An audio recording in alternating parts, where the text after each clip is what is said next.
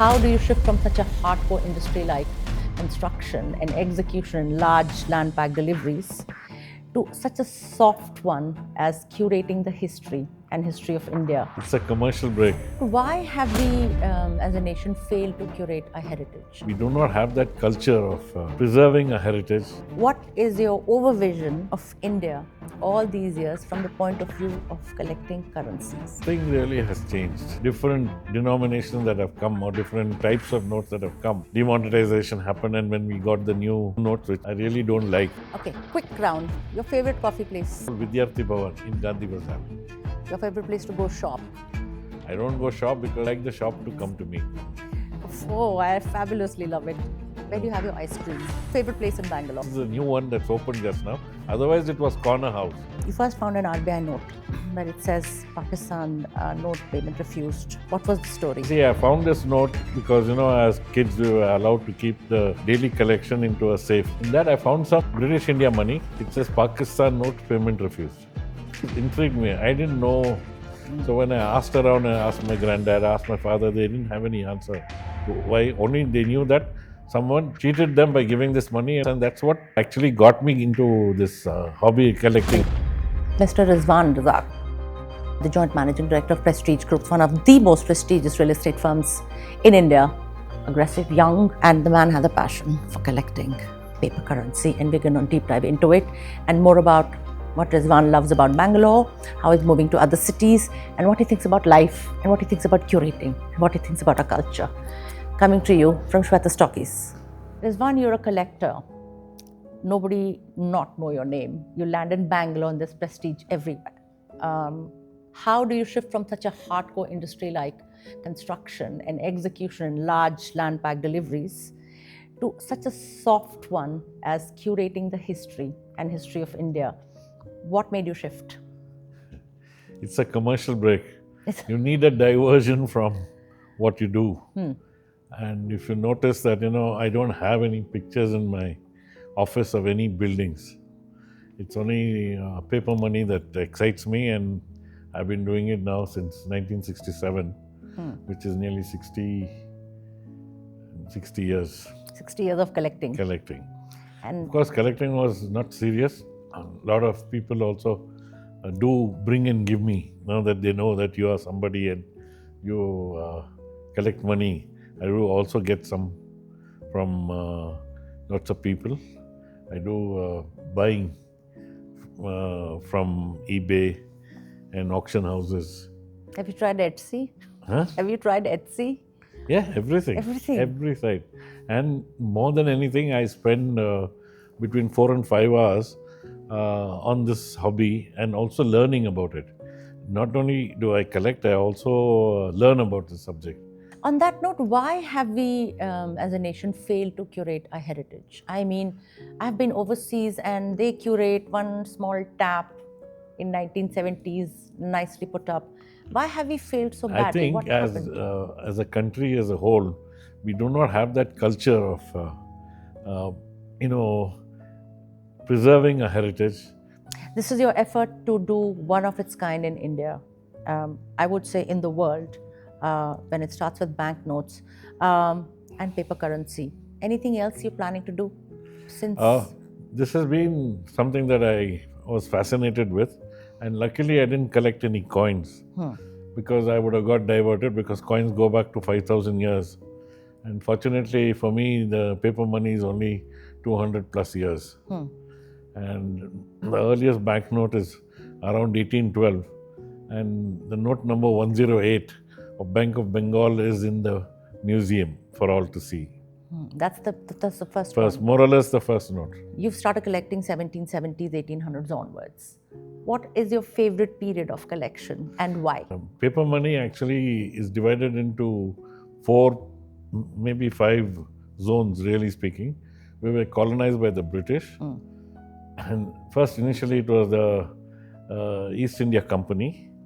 And after the 1857 Sepoy Mutiny, the Queen, the Crown took over, and British, the Crown was there from 1857 onwards till 1947 when we got independence.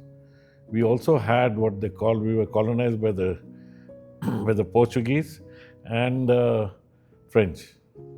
Pretty much everyone. Yes. So I have also the notes that were issued by the Portuguese and the French, the Indo-French and the Indo-Portuguese notes. The only country, no, or not country, the only princely state that was accorded permission to have their own money was Hyderabad. So we have a very nice collection of the Hyderabad notes, which is put up in the museum. I think the most extensive collection that you'll ever find is at the museum. And thankfully, because of this, my third book is on the banknotes of the princely state of Hyderabad. Which we are looking forward to. What period of your collections, you have diverse, right? Which period intrigued you most, gave you most excitement, or gave you more information than? No, like, the I didn't know only that. a place that I got information and intriguing is the period between 1857 when Queen Victoria took over the crown, took over from the East India Company, to 1947 when India was accorded the independence. Why was it exciting to you? No, because because there was a lot of information that was available, and this information was available in the British Library. But not here. Not here. There is, but they don't allow you to access that information. So I went as a student. When I say student, behave like a student. The library opens at 9 a.m. and ends at 6. And I ate in the canteen Monday to Friday to seek all the information. I ran through lakhs of files and lakhs of papers to gather the information, and that helped me bring out the first book, the Indian paper money book. Okay, which we have a copy Yeah, of. which I have, yes. And that also gave me, because since I liked this information, it gave me a lot of exciting times, and I enjoyed doing this. What is your overvision of India all these years from the point of view of collecting currencies? What exactly happened? Because it's such a large commentary on geopolitics as well, all our neighbors, the whole thing about that Pakistan money. What do you think was happening at that point? Just give me what Rezwan thinks paints picture of India then to now. Nothing really has changed. Nothing really has changed. Fortunately, because there are a number of different denominations that have come, or different types of notes that have come, are not many. They are very few, because the changes are few and far between. And we had some notes that were from 1998 till 2016 when the demonetization happened, and when we got the new notes, which I really don't like.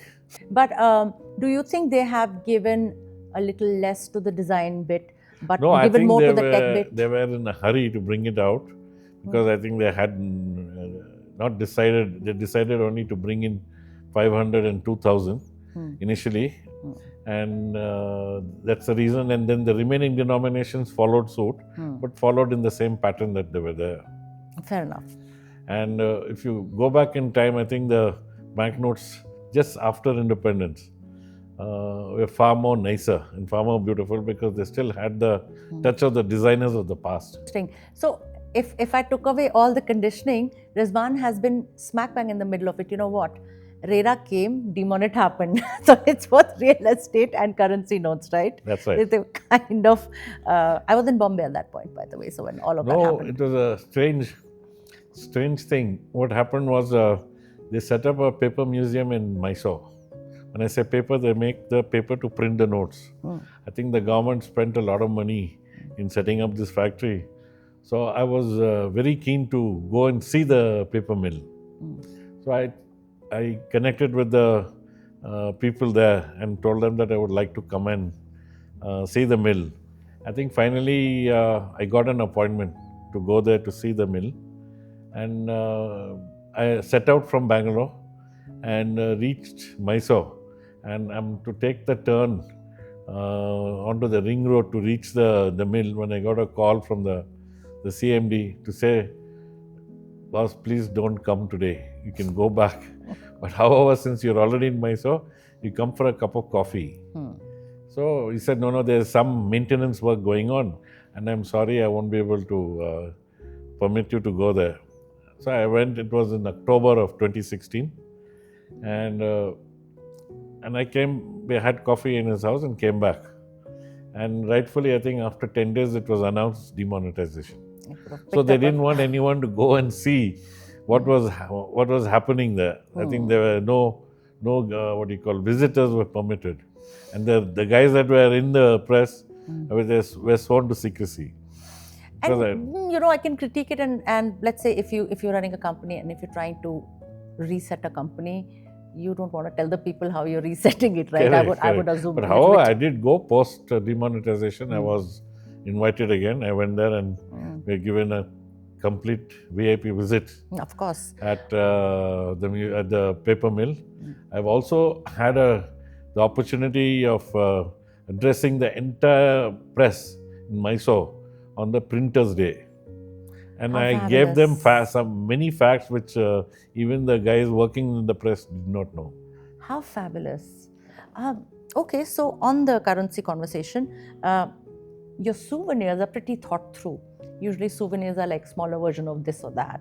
But you've kept paper shreds, you've kept the oldest calculator, you've kept some insignias on silver foil or something like that.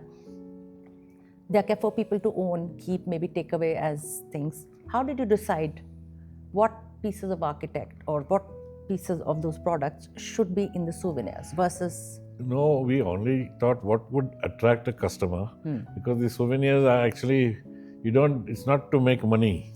And we charge only rupees 100 per head for a visit. Yeah. And I think if I put money to the area that is occupied by the museum, it runs in lakhs. Plus there is a cam, and then there is a salary of people that are there. So what you get, it's only that maybe as a CSR or whatever, that I decided that, it should be shown to the people. Because there's going to be a time, mark my words, that the paper money is going to be extinct. It's all going to be digital. As it is, it's digital. Yes. And it's going to be further digitalized. Will it be completely gone? No, it won't be completely gone, because this is a question that everyone asks me for the simple reason that, so people want some privacy. Rezwan, I would love to know the process of preserving notes, all the paper currency that you've done it. What are the standard practices and what did you go into? See, preserving notes is an art, because paper, if it's kept somewhere where it is, where there is no atmosphere, it starts getting brittle and it start tearing. So these notes are like your children. They also need to be taken out from wherever, and then you have to air them as well. And there are special mylar sleeves that you have to put in to preserve them for life. And what we have done in the museum is that, we have this humidifier. Even the air conditioning is designed in such a way that the humidity does not go above 60. Oh. Yeah. Okay. Because once it's 60, then, we need to again add some gel to bring back. So how did you manage to transport a lot of them if you were... It never moved from my office. It never moved. It never moved, and a lot of people do ask me whether I can do a show outside Bangalore, and I can't because it's too... fragile. Yeah. Why is it that both the Indian notes and the notes that were found in Hyderabad had that same one printer, Waterloo? Is it? No, there were only 2-3 printers earlier. It's not in the same India? print. No, overseas, in London. One was Bank of England, one was Waterloo, one was De La Rue. De La Rue is no more now. The company is closed. So they had to go to a printer that was good, and they went to these printers only. Those guys were good funny. While covering the cash coupons section, somewhere it was told that at some point metal became expensive. They moved to cash or paper and then went to coupons. Can you please explain that entire circle? Because I'm still confused. No, what happened is, actually, I don't think you were told correctly. Okay. During the First World War, what happened was metal became scarce. Okay. And also people that were doing work in the metal they needed that factory or what's producing the metal into making arms and ammunition.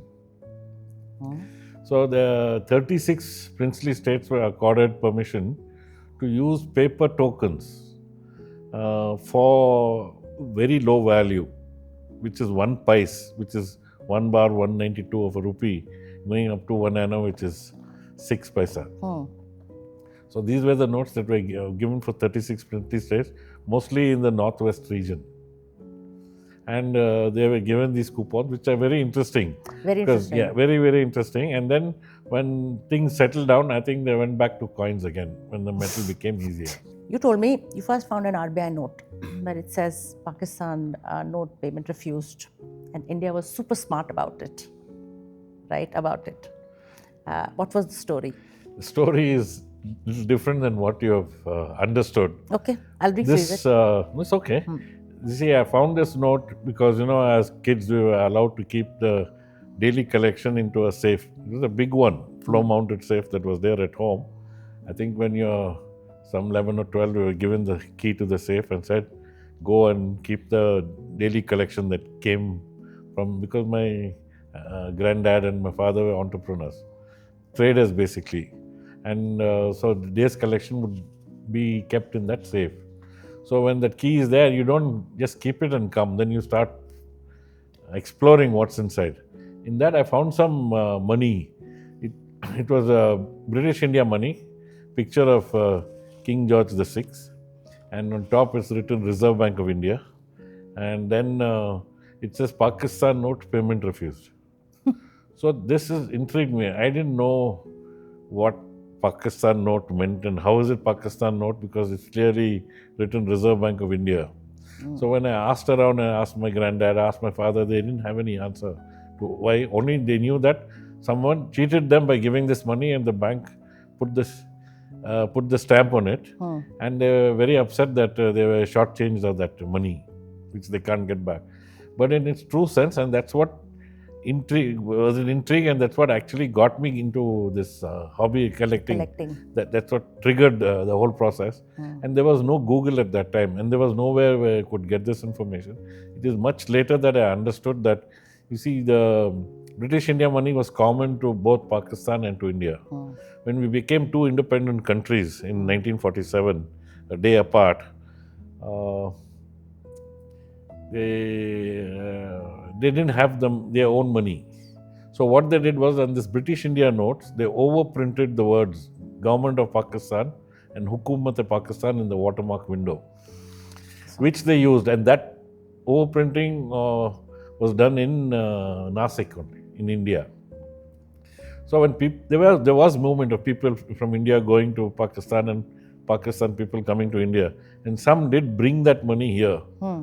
But it is the same as what we were using in the past.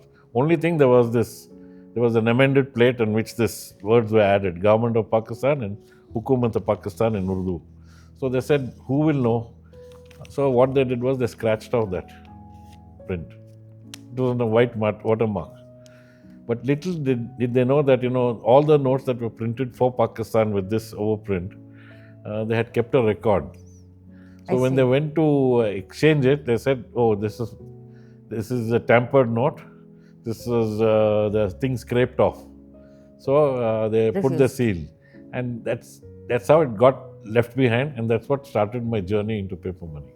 Interesting. But so if they did not have their own currency, then what were they using for trading? They were using this money only till 1 year later, June of 1948, is when RBI also was asked to get out.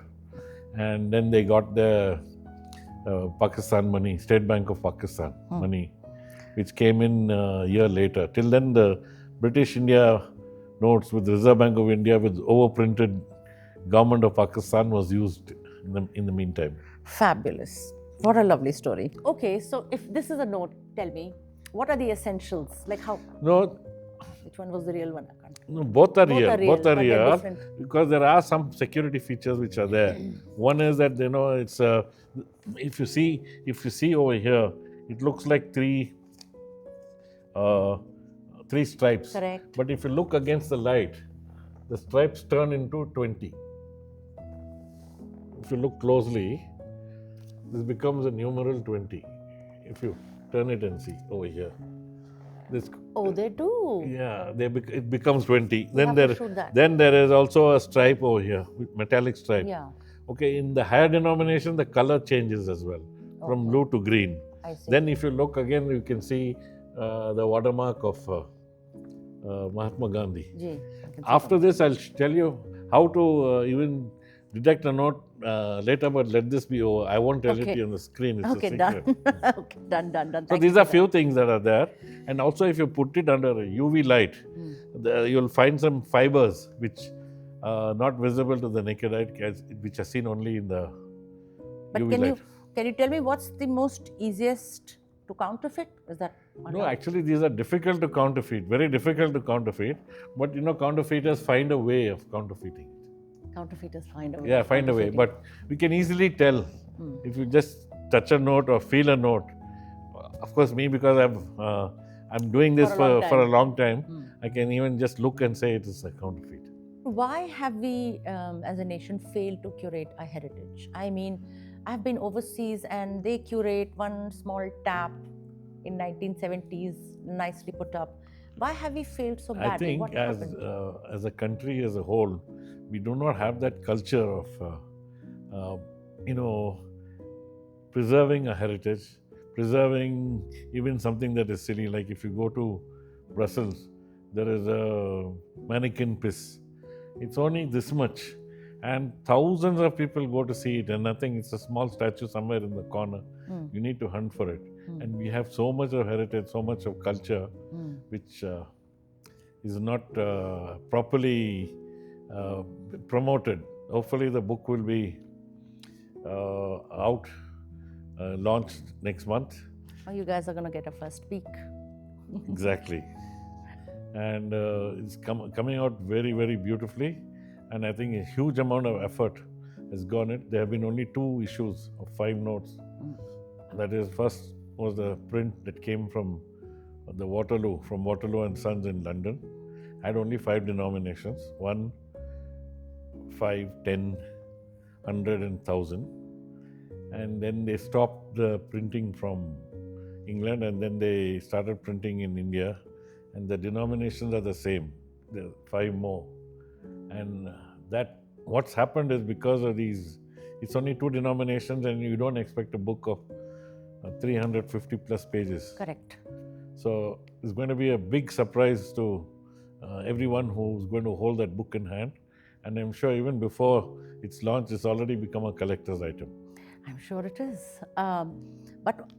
But the question was, I'll go back to the question, which was your favorite research bit? You're actually a researcher, because without research, you cannot, let alone curate, showcase it. So what was your most favorite period that you read about? See, the thing is that before I went there was nothing available on the internet.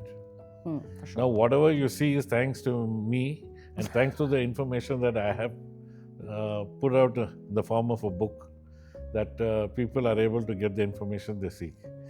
I believe that this information is still incomplete and requires a correction. It requires a further study. Hopefully, if time permits and my health permits and the excitement permits, there's going to be 1 book per chapter. One book per chapter.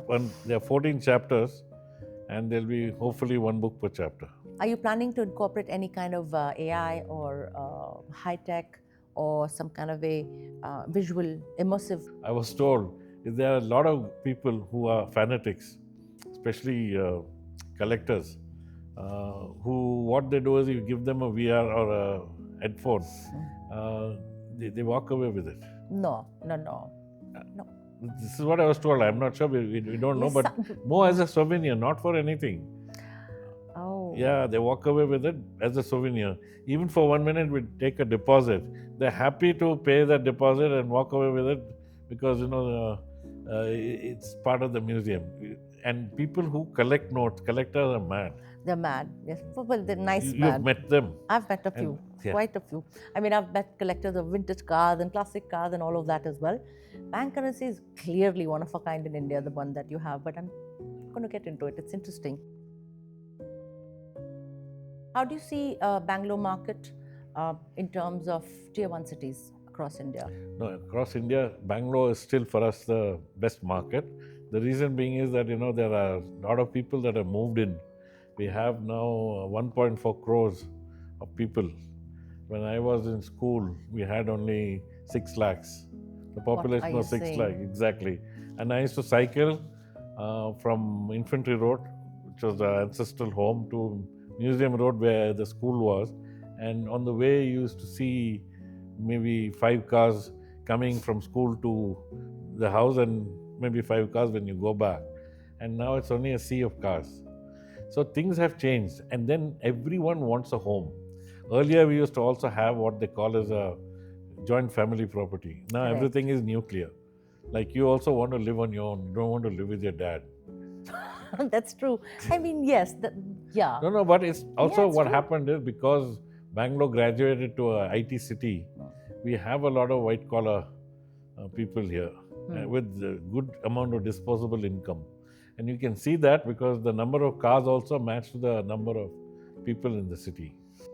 What has Bangalore taught you about real estate? No, it taught us that, you need to be sure, buy or invest in it and wait, and it's multiplying for you. And it multiplies far better than any other asset that is known to mankind. I heard you guys stepped into Mumbai market as well. It's not only Mumbai. And I mean, besides the others. No, yes, besides the others is, now see, we've done in Delhi, in Indirapuram. And we were quite shocked because we did a very large development, and a lot of people said, I don't know which year you're going to sell it off. Oh. And we sold 6,000 apartments in a month. So we have become from a local player to a national player. So if God let you have anything on heaven and you have a little bit of a plot to make your house, what kind of house are you making for yourself? No, see, I always say that I would like to, when I always, this is my statement always, that I would like to sit under a coconut tree and drink pineapple juice. Why pineapple under coconut? Because it's something that is different, that something that, we do different than most people do. Rezwan, I would love to know the process of preserving notes, all the paper currency that you've done it. What are the standard practices and what did you go into? See, preserving notes is an art, because paper, if it's kept somewhere where it is, where there is no atmosphere, it starts getting brittle and it start tearing. So these notes are like your children. They also need to be taken out from wherever, and then you have to air them as well. And there are special mylar sleeves that you have to put in to preserve them for life. And what we have done in the museum is that, we have this humidifier. Even the air conditioning is designed in such a way that the humidity does not go above 60. Oh. Yeah. Okay. Because once it's 60, then, we need to again add some gel to bring back. So how did you manage to transport a lot of them if you were... It never moved from my office. It never moved. It never moved, and a lot of people do ask me whether I can do a show outside Bangalore, and I can't because it's too... fragile. Superb. We want to talk about all the books that you've co-authored, you're planning to write, you've already written. This happened in, it's called the Revised Standard Reference Guide to Indian Paper Money. It's a collectible. This is all these are collectibles. All are collectible. This was brought in the year 2012, and it was co-authored. And then this is also part of the same book. This is a limited edition, but leather bound. With leather bound, and has the same features of it. Both these are 625 pages, with more than 1,000 pictures. Images are there. Then in the year 2017. I authored this book, 1 rupee, 100 years, because 1 rupee became 100 years old in the year 2017. 1 rupee became 100 years old, guys. Not you and me became 100 years old. 1 rupee became 100 years old. Wow. So this also, and the entire book is on the 1 rupee. But every Indian note that was printed, whether it was British India, Portuguese India, French India, Hyderabad, etc. All these information about the 1 rupee was given in this. I love it. But what's going to be more interesting. One more interesting thing is that this book was launched by Mr. Shaktikanta Das, who later became the governor of the Reserve Bank of India. Can you imagine? Were there things that he didn't know? There are many things that many people don't know because It'd be interesting. Until and unless you go through this, then you say, "Oh my God, was this there? Was this?" This is the Yes. leather bound. This is the original. Correct. Right. Let's go with the original. It's quite heavy, guys. 3.5 kgs, and beautifully spot laminated. By the way, I'm a big girl on spot lamination. Let's start there. Okay. The revised standard reference guide to Indian paper money, co-authored by you. Yeah. Who designed this? You? This was designed. The company's name is here. They're local from Bangalore. They designed it for me. They're beautiful. It's a beautiful design. I heard it's now out. Now you can't find it anywhere. You'll Actually, have to reprint they are it. sold out until we get a reprint, or maybe a revised edition is required of this as well, because there are a lot of things that still need to be updated, because we found many more bits of information in the last 13 years That you which are must not plug. here. When are you And- likely to come up with a new version? The new version will come hopefully, fingers crossed, let's see. But the most important thing is that, we are in the process. I've also written the content for the Banknotes of Hyderabad is ready. Which It's you told me written. about. And hopefully next month it will be launched. We'll get you over. You must It's come. exciting. I have to show off this one though, Yeah, please. because I like old things and I just love things which Yeah. look so beautiful. Leather bound, And gold foiling in the gold end. foiling in the end. And This is- personalized as well. This is customized. Yeah, customized, personalized. And it comes with a certificate which has a note, Oh, where which is is that? not here in this Which is book, not but here. it's there in the box. It also comes with a leather suitcase. Oh, come on. And a note. There were 100 of these made, and note numbers 1 to 100. So if you get a book, you'll have one of those notes which bear the number. Wow. You were talking to me about birthday notes. We did cover it over there. Yes, you did. Okay, quick round. Your favorite coffee place in Bangalore? When you were a My- kid, or maybe now? No, my favorite coffee place is a place called Vidyarthi Bhavan in Gandhi Bazaar. Your favorite place to go shop? I don't go shop because I was a shopkeeper at my age. Huh. Now I like the shop to come to me. Oh, I fabulously love it. Where do you have your ice cream? Favorite place in Bangalore? Now the ice cream place is a new one that's opened just now. Otherwise it was Corner House. It was Corner House. Corner not that House. I've been there. Movie hall.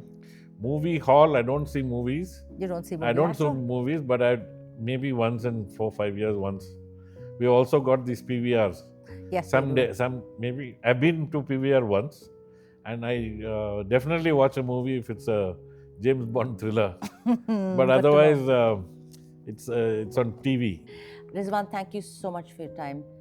It was fabulous. The museum is fabulous, and I think all the young ones, not just people our age, the young ones must come pay a visit and definitely book the guided tour, because it is very difficult to absorb it. I've been here 2 days and I'm still trying to learn to absorb it in the right way. What do you think? What do you suggest to the young No, I ones? suggest that they do it, and I suggest that everyone, whether it's young or old, to come, because for the older people, it gives them excitement because there's something that they have held and felt whilst age. growing up, and the youngsters don't know anything about it because they're using now digital payments only for